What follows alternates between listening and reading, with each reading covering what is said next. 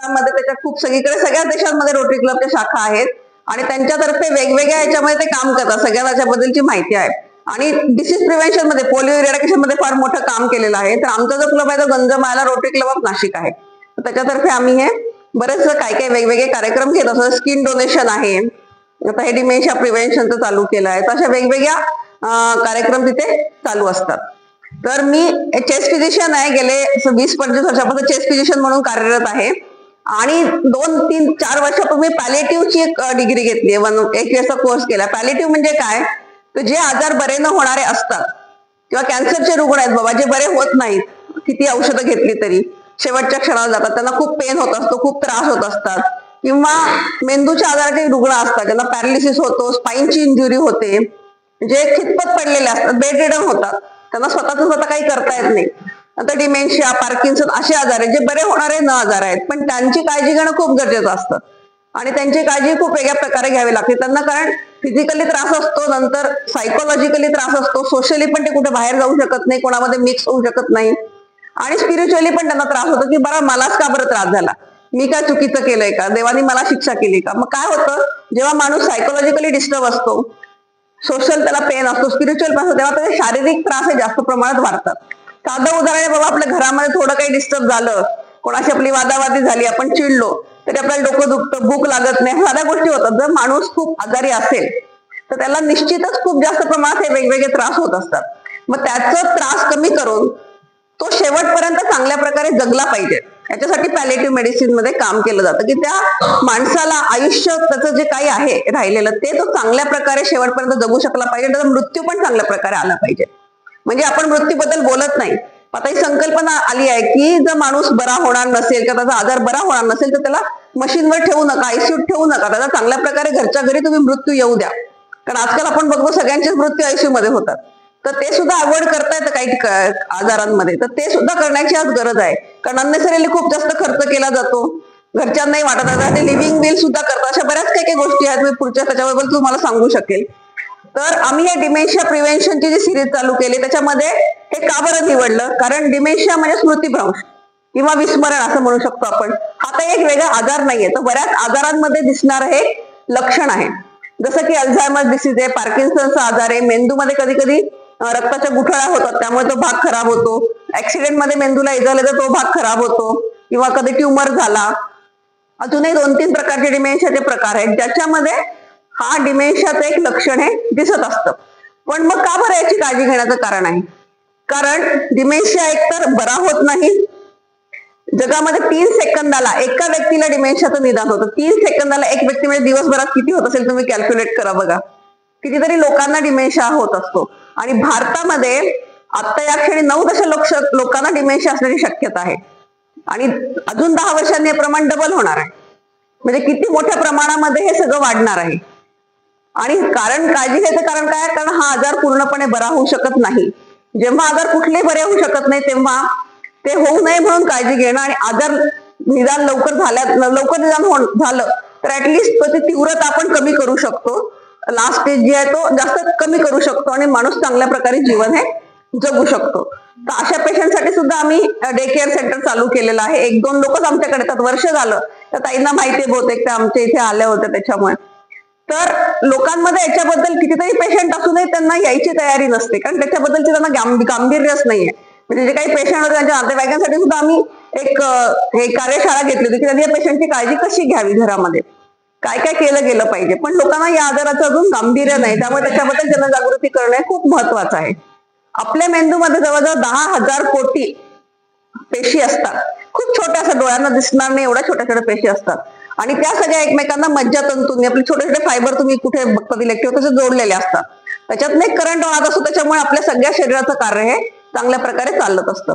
आणि त्याच्यामध्ये वेगवेगळी रसायनं स्त्रवतात, 4-5 प्रकारची वेगळी रसायनं असतात आणि त्याच्यामुळे पूर्ण शरीराचं कार्य चालतं. मेंदू आपला असं धरला तर एकदम एवढा छोटा आहे, त्याच्यावरती अक्रोड तुम्ही बघितलं असेल त्यासारख्या वळ्या असतात, इतका छोटा मेंदू आहे.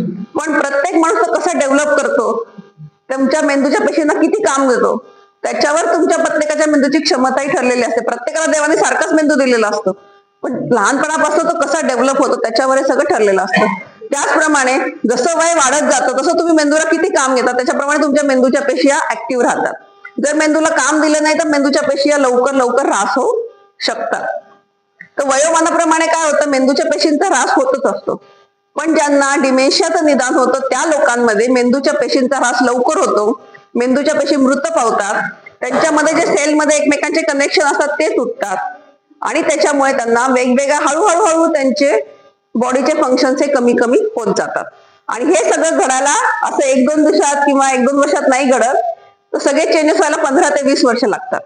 सुरुवात अगदी हळूहळू होते, एकदम सगळं काही नष्ट होत नाही, पण हळूहळू होते आणि त्याचे लक्षणे हळूहळू वाढत जातात. त्याच्यामुळे याच्याबद्दलचं माहिती असणं आणि ते लवकर ओळखून त्याच्यावरती काळजी घेणं खूप महत्वाचं आहे. आणि पूर्वी हे आजार 60-70 नंतर दिसायचे, पण आजच्या काळामध्ये खूप लवकरच्या वयामध्ये सुद्धा डिमेन्शियाची लक्षणे दिसून येतात, कारण त्याची खूप वेगळी कारण आहेत. तर सगळ्यात महत्वाचं कारण हे अल्झायमर्स डिसीज, कोणी ऐकलं असेल तर. हा अनुवंशिक असतो. त्याच्यामध्ये आपण म्हणतो ना, एखादी वस्तू वापरली ना त्याला गंज चढतो, तसंच ते मेंदूच्या पेशी जर वापरला नाही त्याच्यामध्ये गंज म्हणजे काही प्रकारचे प्रोटीन जाऊन बसतात त्याच्यामध्ये आणि मग त्याच्यामुळे त्रास होतो. असे 2-3 प्रकारचे डिमेन्शियाचे प्रकार, एक fronto temporal dementia, Lewy body dementia, त्यामध्ये वेगवेगळ्या प्रकारचे प्रोटीन त्या मेंदूच्या पेशींमध्ये जातात, त्याच्यामुळे त्या मेंदूच्या पेशी डिस्ट्रक्ट होतात. त्याच्यानंतर रक्ताची गुठळी होणं हा एक प्रकार आहे. तर याच्यामध्ये लक्षणं काय काय दिसतात हे आपलं माहिती घेणं गरजेचं आहे, कारण बऱ्याचदा असं होतं लोक ऍक्सेप्ट करत नाही की आम्हाला डिमेन्शिया आहे. तर या लोकांमध्ये सुरुवातीच्या काळामध्ये बोलणं, स्मरण आठवणं, नंतर भाषा, बोलणं, विचार करणं, लिहिणं, ऐकलेलं समजणं किंवा त्याच्याबद्दलचं काही तर्कसंगती करणं, याच्याविषयीचं ज्ञान हे हळूहळू कमी होतं. सुरुवातीला विस्मरण कुठल्या गोष्टींचं होतं, आत्ताच्या गोष्टींचं विस्मरण होतं. जुन्या सगळ्या गोष्टी चांगल्या लक्षात राहतात, म्हणजे पूर्वी काय केलं, लहानपणी काय केलं सगळं, पण आत्ताच लक्षात राहत नाही. काही आठवड्यांपूर्वी किंवा काही तासांपूर्वी काही खाल्लं असेल, प्यायलं असेल किंवा एखादी वस्तू पुढे ठेवली असेल हे लक्षात राहत नाही. नंतर सारासार विचार करण्याची सुद्धा क्षमता कमी होते. शब्द कुठले बोलायचे, कुठे कुठले शब्द वापरायचे हे लवकर लक्षात येत नाही. त्याच्यानंतर तर्कसंगती किंवा निर्णय घेण्याची क्षमता सुद्धा कमी होते. तर सुरुवातीच्या काळामध्ये काय होतं, आणि जसा जसा आजार वाढत जातो, जसा मेंदूच्या पेशींचा ऱ्हास होतो, तसं तसं सगळ्याच मेंदूचे फंक्शन हे हळूहळू कमी होतात. आपला मेंदू आपल्या शरीराचं पूर्ण फंक्शन करतो, चालणं, बोलणं, लिहिणं, वाचणं, जे काही असेल सगळी केंद्र मेंदूमध्ये असतात. ज्या ज्या भागाचा नाश लवकर होईल ते क्रिया या लवकर याच्यामध्ये कमी होतात. तर सुरुवातीच्या काळामध्ये काय होतं की या लोकांना आपण घरामध्ये कुठली वस्तू ठेवली आहे, इकडची तिकडे हलवली आहे, काय लक्षात राहत नाही. ते खूप आर्ग्यू करत, नाही मी काहीच केलं नाही, की मला आठवत नाही, हे पण त्यांच्या लक्षात राहत नाही. आणि नुकत्याच घडलेल्या घटना आठवत नाही आणि तेच तेच पुन्हा पुन्हा बोलत राहतात, कारण त्यांच्या लक्षातच राहत नाही आपण हे बोलले किंवा काही खाल्लंय, परत परत ते खात राहतात. हे सुरुवातीच्या भागामध्ये घडतं. सुरुवातीला परिचित रस्ते आठवत नाहीत त्यांना, पण नंतर थोड्या वेळाने आठवून ते जाऊ शकतात पण हरवू शकतात. पण जसा जसा आजार हा पुढे सरकत जातो, मध्यम याच्यामध्ये जातो, तेव्हा त्या रस्त्यांमध्ये गोंधळतात, गर्दीमध्ये विसुकून जातात, लांबच्या लोकांना ओळखत नाही, मे बी घरातल्या काही लोकांना ओळखू शकतील पण लोकांना ओळखू शकत नाही. त्यांना वागणं याच्यामध्ये खूप फरक पडतो, कारण मेंदूमध्ये सगळ्याच प्रकारची सेंटर असतात. वागणं, बोलणं, आक्रमकता वाढते या लोकांमध्ये, कधी कधी डिप्रेशन होतं, लोकांमध्ये मिक्स होण्याची त्यांची तयारी नसते. आणि गंभीर स्वरूपामध्ये काय होतं, जसं अजून मेंदूचा ऱ्हास होतो तसं प्रत्येक गोष्टीला त्यांना दुसऱ्यावर अवलंबून राहावं लागतं, की आपल्याला आज काय काय करायचं सकाळी उठल्यापासून, हे त्यांचं हळूहळू कमी होत जातं. त्यांना लक्षात राहत नाही की आपल्याला उठलायचंय, सकाळ झालीये का संध्याकाळ झालीये का काय दिवसाची वेळ आहे, आपल्याला आता ब्रश करायचंय, संडासला जायचंय, लघवीला जायचंय, आंघोळ केली पाहिजे, स्वतःचे कपडे घालता येत नाही, कधी कधी ते कपडे पण काढून टाकतील, पण त्यांना ते भानच राहत नाही. तर अशी अवस्था होते आणि कधी कधी इतके आक्रमक होऊ शकतात की ते घरातल्या व्यक्तींना सुद्धा इजा करू शकतात. तर शेवटी हे अशा प्रकारचं असतं आणि ते पूर्णपणे दुसऱ्यांवरती अवलंबून राहतात. त्यामुळे त्यांची काळजी घेणं हे सुद्धा खूप अवघड होऊन जातं. त्यासाठी जो माणूस काळजी घेतो त्याची सुद्धा काळजी घेणं हे गरजेचं असतं. ते पॅलेटिव्ह मध्ये आम्हाला शिकवले की जो माणूस अशा लोकांची काळजी घेतो एवढ्या वर्षानुवर्ष पेशंटची, तर त्याची पण काळजी ही घेतली गेली पाहिजे, कारण त्याला सुद्धा खूप मानसिक यातना या सगळ्या गोष्टींमुळे होत असतात. तर तुम्हाला वाटेल बाबा आता आम्हाला काही आठवत नाही म्हणजे आम्हाला झालं का आता डिमेन्शिया, तर तसं नसतं. तर म्हातारपणातलं जे विस्मरण आहे आणि डिमेन्शिया हे आपण कसं ओळखायचं, तर म्हातारपणे आपल्या मेंदूचा ऱ्हास झालेलाच असतो. आपल्याला वाटतं चला आता आपण रिटायर झालो, आता आपलं वय झालं, एवढं काम केलं, आता आपण काही करायला नाही पाहिजे. त्यामुळे काय होतं, आपण सगळ्याच मेंदूला शांत करून टाकतो, आपण काही जास्त काम करत नाही, त्यामुळे आपला मेंदू शिथिल होऊन जातो आणि मग त्याच्यामुळे आपल्याला छोट्या छोट्या गोष्टी आठवायला त्रास होतो, पण काही वेळाने ते आठवतं. जे डिमेन्शियाचे रुग्ण असतात त्यांना ते अजिबात आठवणार नाही की नाही बाबा मी असं केलं होतं तसं केलं, ते म्हणतील नाही मी असं केलंच नाहीये. पण म्हातारपणामध्ये ते आठवू शकतं की आपण ही कुठली गोष्ट केली आहे, थोड्या वेळाने तरी आठवतं.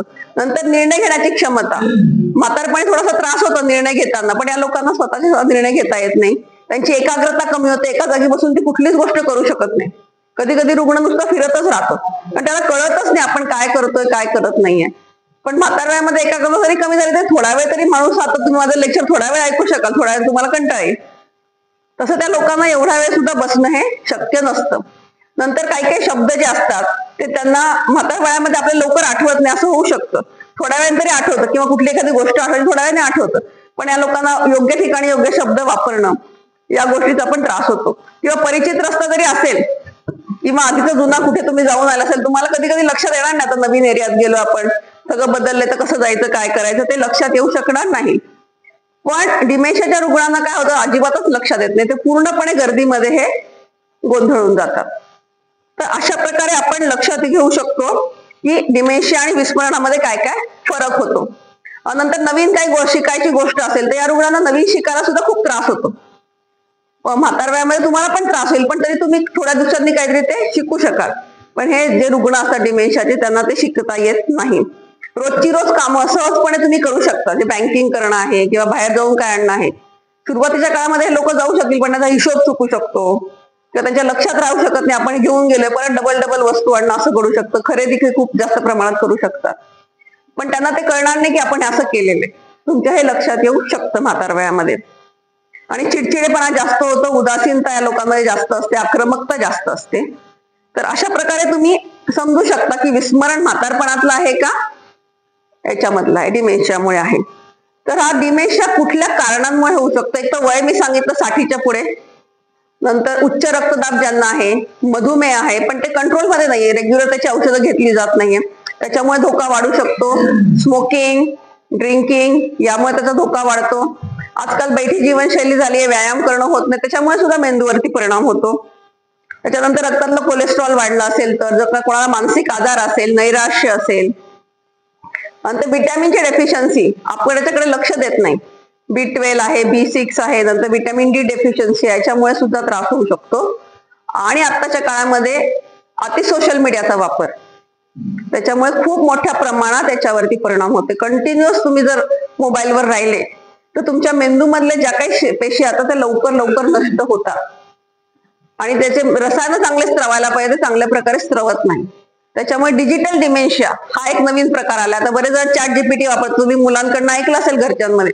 त्यामुळे घरच्या लोकांना आता जास्त सांगण्याची गरज आहे, तुमच्या यंग जनरेशनला किंवा लहान मुलांना, की तुम्ही याच्यापासून लांब राहा. कारण ChatGPT मुळे तर लोकांना आता शब्द आठवणं सुद्धा मुश्किल झालंय त्यांना, कारण एका क्लिकवर सगळी माहिती मिळते, गुगलवरती असो काही असो. म्हणजे पूर्वी जे विचार करून सगळ्या गोष्टी केल्या जायच्यात त्या सगळ्या बंद झालेल्या आहेत. त्यामुळे मेंदूला कामच राहिलं नाहीये.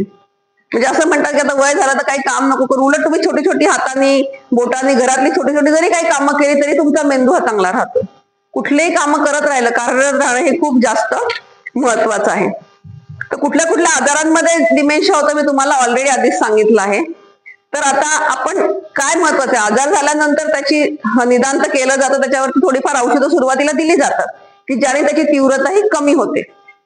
पण आजार होऊ नये म्हणून काय करणं हे जास्त महत्वाचं आहे. त्याच्यामध्ये A to Z स्ट्रॅटेजी मी तुम्हाला सांगणार, तुम्ही जितकं जास्त त्याचा अवलंब कराल त्याचा तुम्हाला फायदा होणार आहे. ए मध्ये येतं ऍक्सेप्टन्स. कुठली जी काही गोष्ट आहे बाबा, जी काय घडलं आहे ते ऍक्सेप्ट करणं खूप महत्वाचं आहे. वर्षानुवर्ष आपल्या डोक्यामध्ये असतं असंच घडलं पाहिजे तसंच घडलं पाहिजे, तर नाही घडू शकत. किती वेळा असं होतं, ते ऍक्सेप्ट केलं तर आपण आनंदी राहतो, आनंदी रसायन मेंदूमध्ये चांगल्या प्रकारे होतात. त्याच्यानंतर ऍप्रिसिएशन, कुठलीही घरामध्ये चांगली गोष्ट घडली, मित्रांमध्ये चांगली गोष्ट घडली, त्यांचं कौतुक करणं, त्याच्यामुळे समोरच्यालाही चांगलं वाटतं आणि आपल्यालाही चांगलं वाटतं. नंतर बी मध्ये येतं ब्रीदिंग, जे डीप ब्रीदिंगचे एक्सरसाइज त्या करणं खूप गरजेचं आहे. दीर्घ श्वसन जे प्राणायाम म्हणतात, की ज्याच्यामुळे मेंदूतली रसायनं चांगल्या प्रकारे होतात आणि मेंदूला एक शांतता येते, चांगले हार्मोन्स रिलीज होतात, स्ट्रेस आणि अँझायटी या सगळ्या गोष्टी त्याच्यामुळे कमी होतात. त्याच्यानंतर बी मध्ये येतं बोर्ड गेम्स, जे पूर्वीच्या काही कॅरम, पत्ते असे जर काही खेळले जायचे, आता नवीन नवीन पण खूप बोर्ड गेम्स आलेत मुलांसाठी, ते जरी खेळले आता या वयात सुद्धा किंवा लहान मुलांनी सुद्धा ते खेळले पाहिजे, की जेणेकरून मेंदूला चालना मिळते विचार करायला. प्रत्येक गोष्ट बुद्धिबळ असो काही खेळताना मेंदूला जी चालना मिळते, ज्याच्याने मेंदूच्या पेशी या सतत कार्यरत राहतात. जेवढ्या मेंदूच्या पेशी कार्यरत राहतात ना तेवढी त्यांची चांगल्या प्रकारे वाढ होत राहते. ते खूप गरजेचं आहे.